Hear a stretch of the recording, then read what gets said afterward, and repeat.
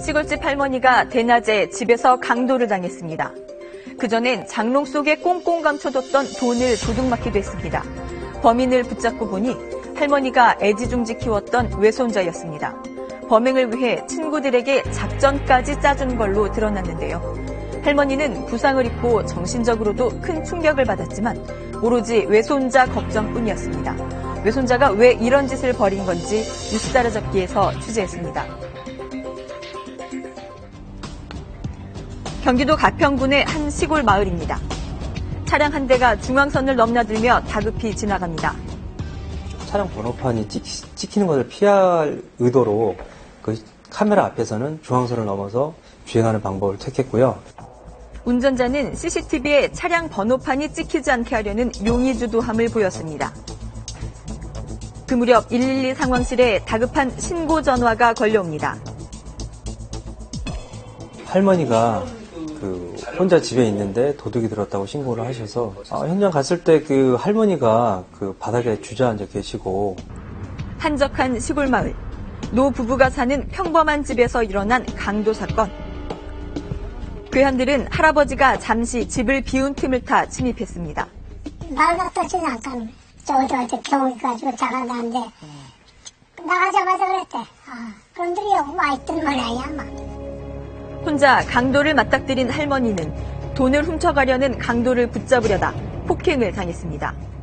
그것도 말도 바로 못하고 아유 생전 처음인데요. 많이 놀랬죠. 처음엔 낯선 청년이 휴지를 빌려달라며 할머니에게 접근했습니다. 하얀 반팔 키운 이후 내가 안경 없었는데 휴지 좀 주세요 그래.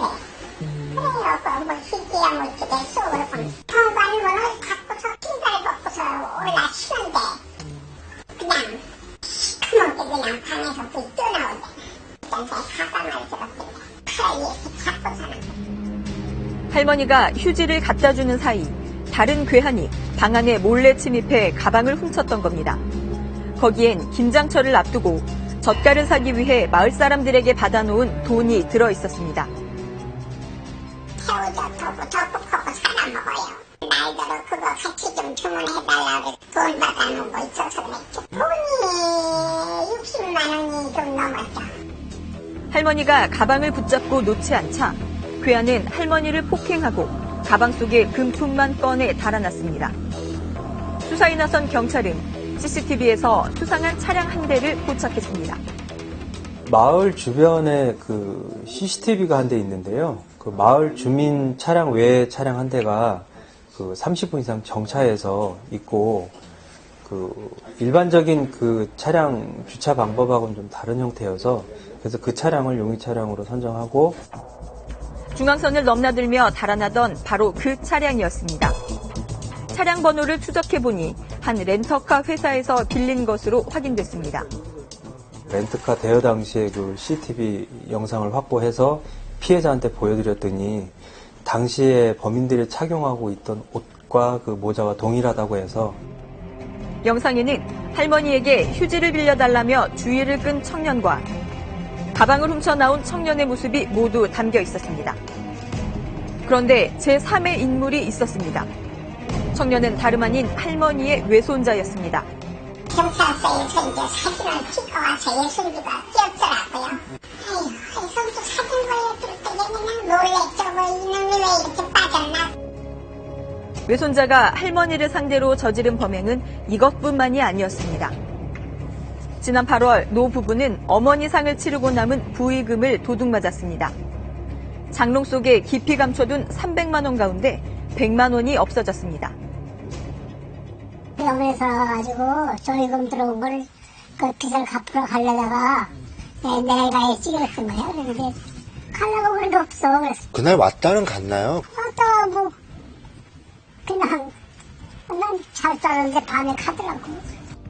강도상해를 당하기 나흘 전에는 18g짜리 금반지가 들어있는 할머니의 가방을 도난당했습니다. 경찰 조사 결과 모두 외손자 김모 씨가 주동해 벌인 짓으로 드러났습니다. 생활비와 유흥비 마련을 위해 외가의 부의금을 노렸던 겁니다. 처음에 부주금 가져갈 때는 단독 범행이었습니다. 300만 원 중에 100만 원을 1차로 가져갔고요. 10월 14일 날 그 친구들과 공모해서 와서 그 나머지 돈을 가져가려 했는데 가방을 들고 나온다는 것이 그 금반지만 들어있는 가방을 갖고 나왔고요. 노 부부는 2번이나 도둑을 맞았는데도 신고를 할 수 없었습니다.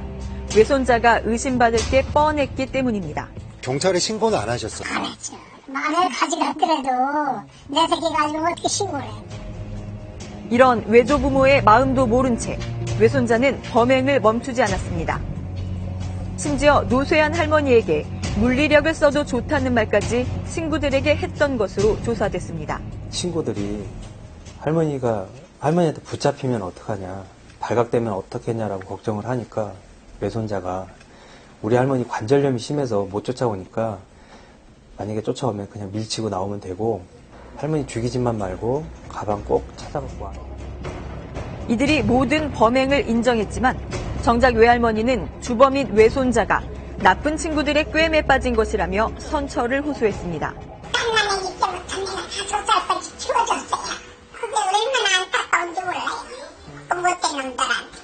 그 손주를 왜 그리 끌어들여가지고 그 지랄을 해는지 나 우리 애손주 꼭 빼줘야 돼. 경찰은 외손자 김 씨에 대해 강도치상 혐의를, 공범 2명에게는 여기에 특수절도 혐의까지 추가해 이들을 모두 구속했습니다.